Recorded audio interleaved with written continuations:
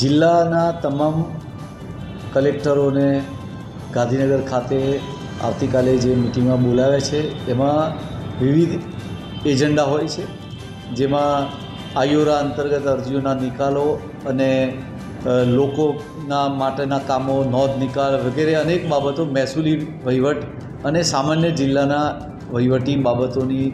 સ્પર્શતા અગત્યના મુદ્દાઓની ચર્ચા થતી હોય છે અને સરકારશ્રી કક્ષાએથી માર્ગદર્શન મળતું હોય છે. અને સર, જે 5 વર્ષની કામગીરી મુજબ જે બેસ્ટ કલેક્ટરને એવોર્ડ આપવાના છે એ પણ એ